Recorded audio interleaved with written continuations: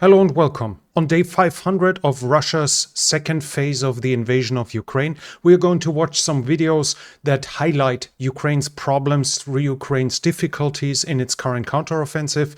We'll summarize the current events along the front line. We'll talk about Prigozhin because he's back in the news by not being clear where he actually is and how his agreement with Lukashenko will turn out. And we will talk about international support for Ukraine as well as political details happening right now.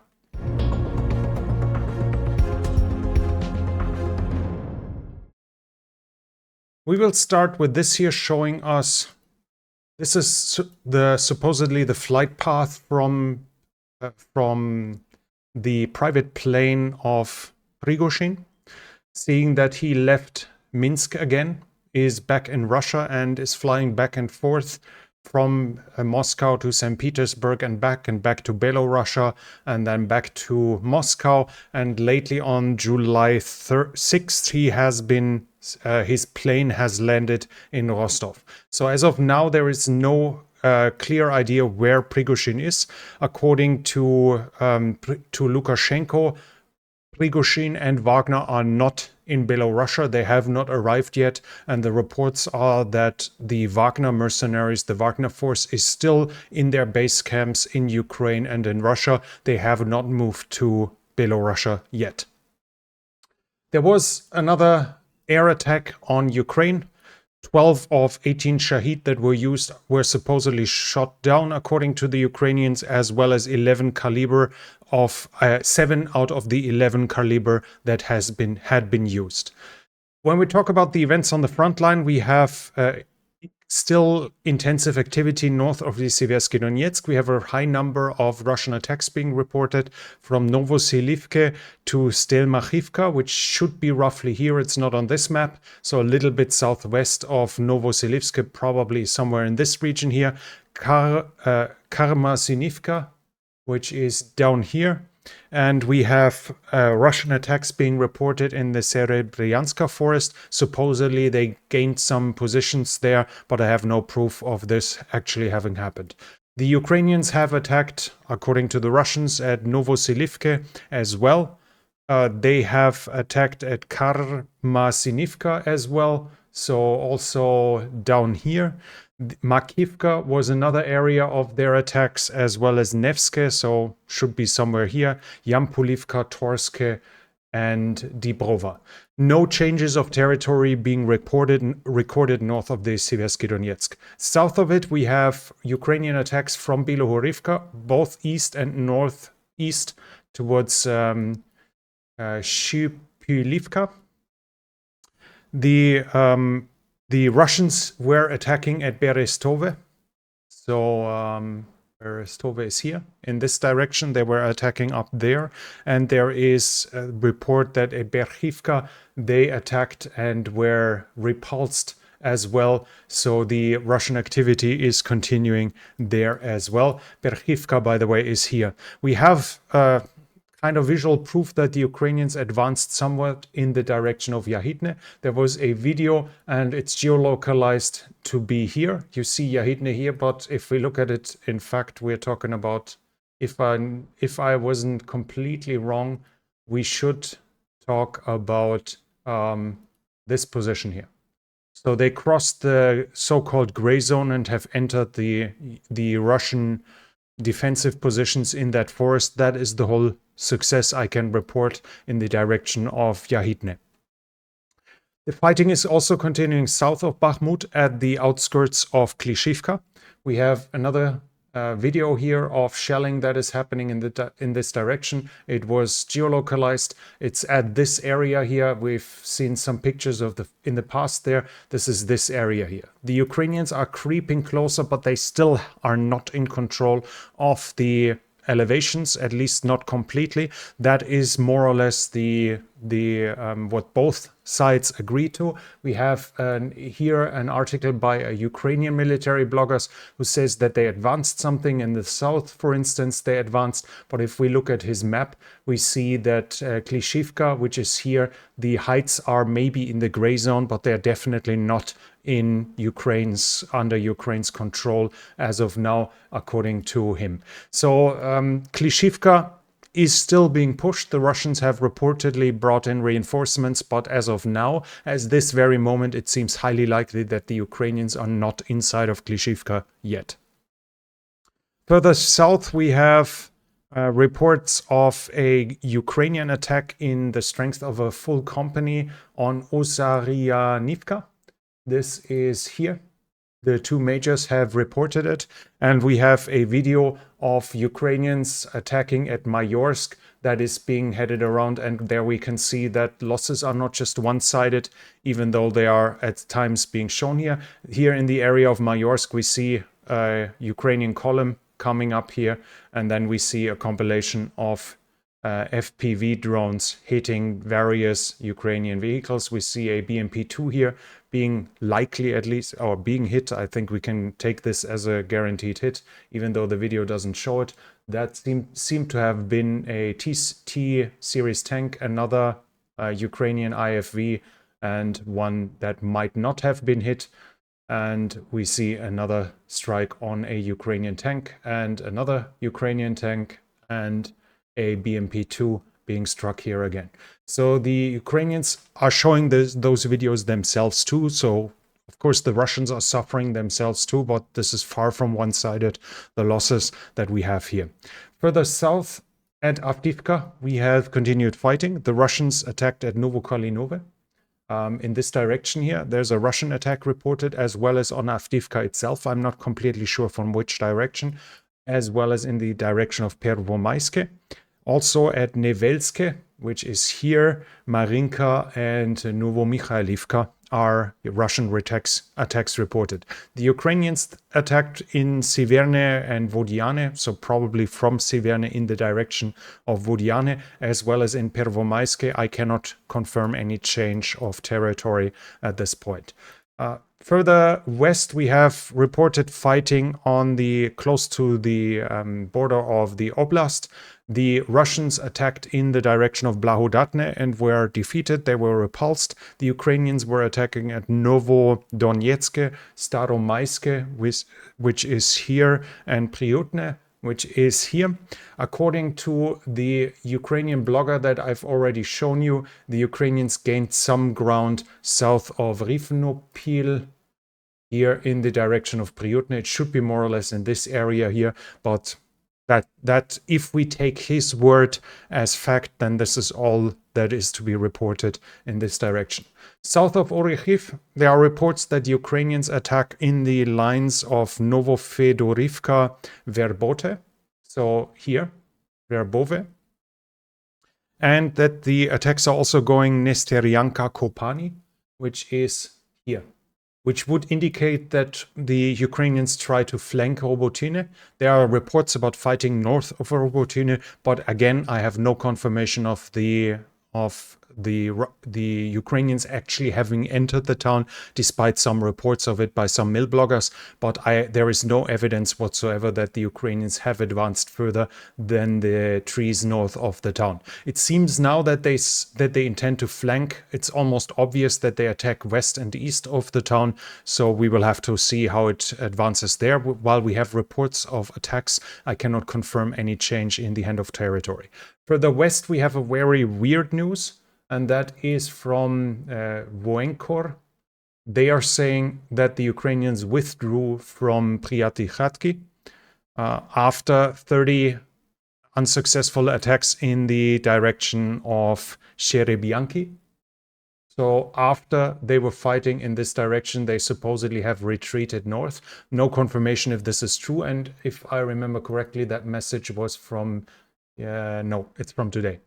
So I thought it was from yesterday. So whether that is true, I cannot confirm. Maybe they actually withdrew but were replaced with other units, because they specifically mention a specific unit that was withdrawn here, so I can't really say much more.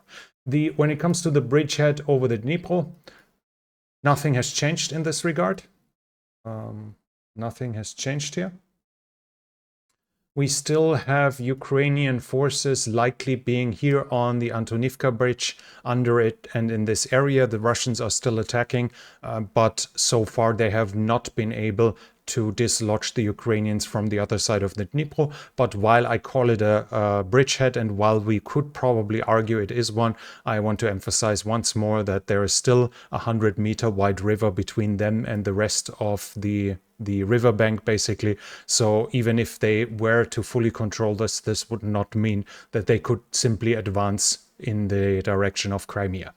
Generally, after 500 days of war, to make a short summary, I might do a more extended video about it, but right now the Ukrainian counteroffensive is continuing, but it's going very slowly. Ukrainians are now controlling more of their own territory than they did 1 year ago, and they are advancing faster than the Russians did on average around Bakhmut. But that doesn't change that it's obviously not going fantastic forward.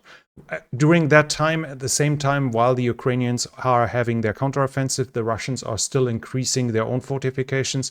Not much of a surprise there that they work on this. And we have messages from the Russian side that should be encouraging to the Ukrainians. In this regard, for instance, a company is saying they were left abandoned by the officers, lost 50% of their men, had no support, didn't have enough food, didn't have enough water, etc. And this video is from Novodarivka, from a unit that was in Novodarivka up here, and they are suffering high losses. Now, this is somewhat one-sided because you will often not see that the Russians on their own channels post videos of prisoners of war, which basically say the same. So in the end, the estimate would be that the Ukrainian morale should be higher, but it would be unfair to say that this is completely one-sided. There is always a chance of actors playing this, of threats having led to those videos, especially as on one side we have prisoners of war, while on the other side it seems to be persons that are just under pressure by their own forces, but not being in front of a Ukrainian gun saying this. So in general, the morale should clearly tilt towards the Ukrainian line, but it would be incomplete to ignore and to not tell you that from the Russian side, in the Russian Telegram channels, almost every day there's another video of a Ukrainian basically complaining for the same, but it's usually one or two, and they are always in captivity. I cannot recall any recent video where the Ukrainians have complained themselves in this regard. So while the morale should probably still be in favor of the Ukrainians, that doesn't mean they are without problems. We can watch a video here. This is from the beginning of July, so this is not a current video, but we see how the Ukrainians try to advance at the beginning, and we see here problem after problem. Now, the tanks were leading the column, but what you could see here, they are going basically in one long line due to the mine situation. Let me turn off my camera so you see this. Here we have, let me quickly rewind. So we see two wrecks already here, and that tank is now driving onto a mine. As soon as they open up, those other two probably also drove on mines, and we see it's basically a slaughter when it comes to mine hit after mine hit after mine hit. The problem is as soon as they open up their formation, because we see trench lines here, so they can't simply go one after the other in this way. They need to open up. They risk running into mines, as we can continuously watch happening here. Now, it's important, usually an armored formation needs to open up, needs to widen the front line as they are driving towards the enemy. Only the first tank in a column can shoot at what is directly in front of him. That's why you open up to the sides. That's why you change the formation from march to combat. But if they are forced to change this, if they are being forced to go into a long column due to the mine situation, it makes it immensely more difficult for them to advance here. And we've seen that there might not even be one APC or tank being ready. Those 2 tanks were taken out. Those 2 were taken out. We saw this one rolling onto a mine. That seems to be damaged. This one ran onto a mine. I think this one also did, and this one also did. This one might still be working, but I think this one is probably also destroyed. Just highlighting how dramatic the situation for the Ukrainian side is, as they are being forced into a situation where they cannot use the strength of their weapon while having to attack into massive minefields. They are obviously trying to overcome this regardless. We have a small video here seeing them attacking another position. Here we see that should be Humvees just attacking. Again, you see them driving behind each other, and you can clearly see the disadvantage. Now, this might be forced due to the mine situation, but this Humvee should be like here, so he can also shoot forward. If something pops up here, he cannot shoot without hitting its own unit, but this is being forced to be done. This is a Russian soldier. Luckily, we don't see any corpses in this video because they always cut. We see some aerial bombardments with drones now cut together, that they drop one hand grenade, one bomb after the other.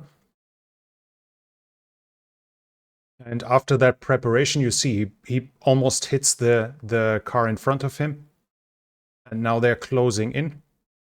Now driving parallel, you see some Russians fleeing here.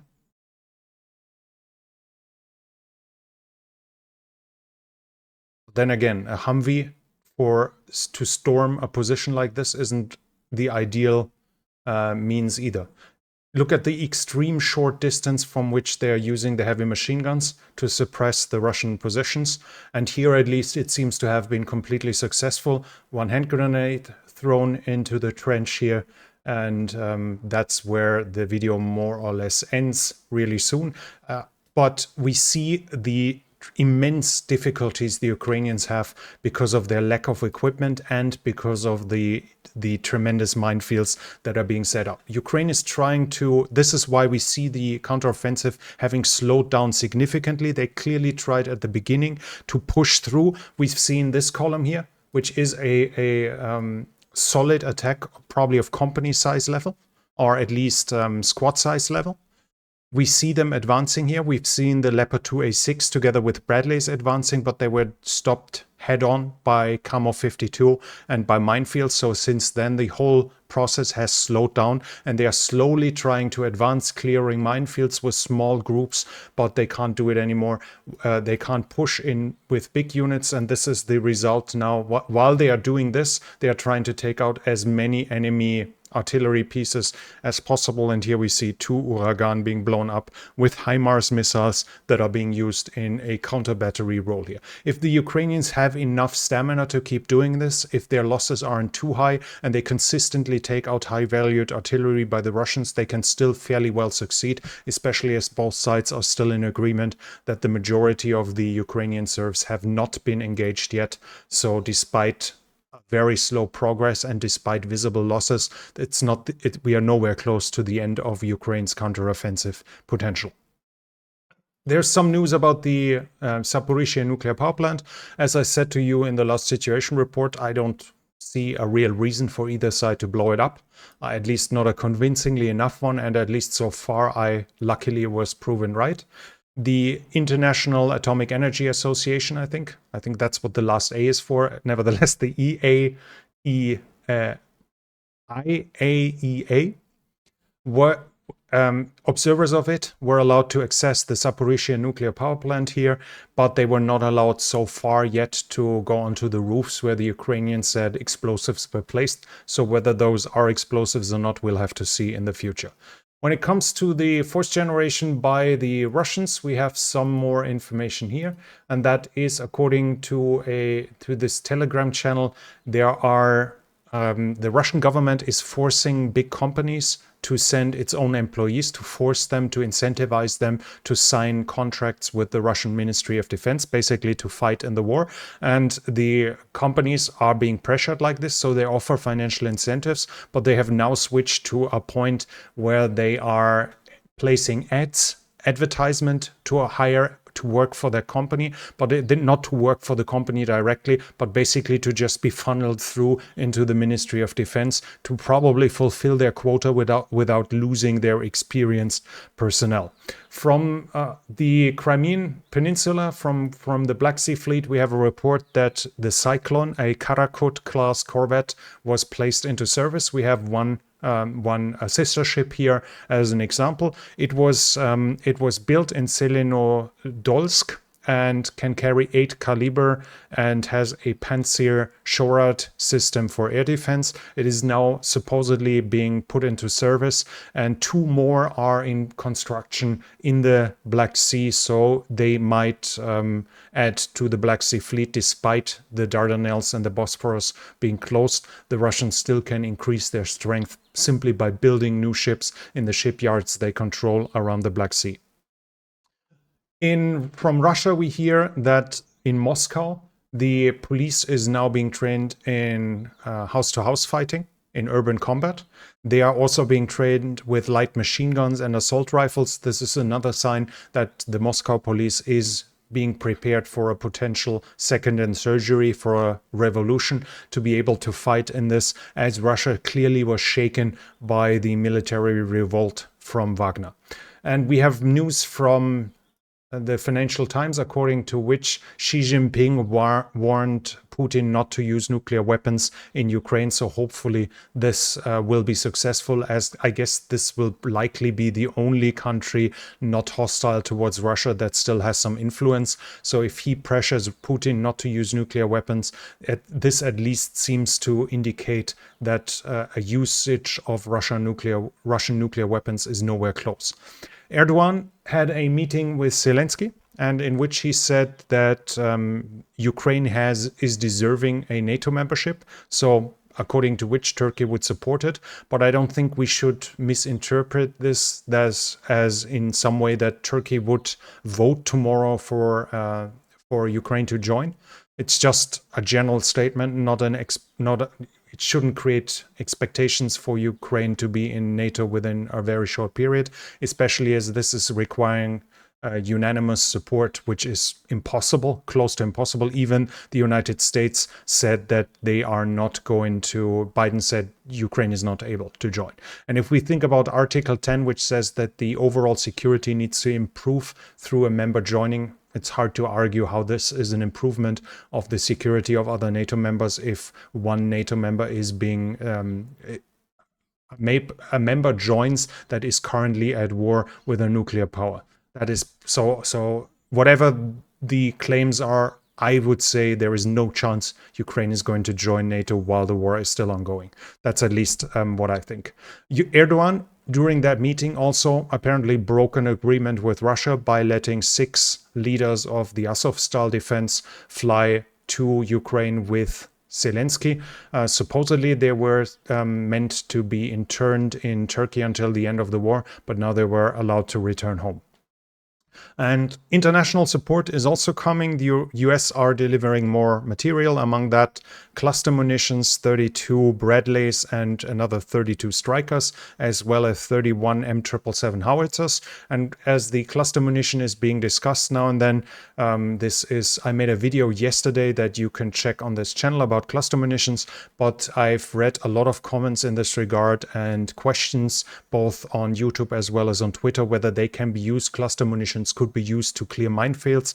I don't know where that idea comes from, but it's a clear no. Just to as a comparison, the Miklik, basically the explosive line that is being shot into minefields to blow a path into them, is opening a gap 100 meter long, 8 meters wide, and the Miklik is 2,400 pounds heavy. 1,800 pounds of this are explosive, and for every foot, for every 30 centimeters, there are 5 pounds of C4.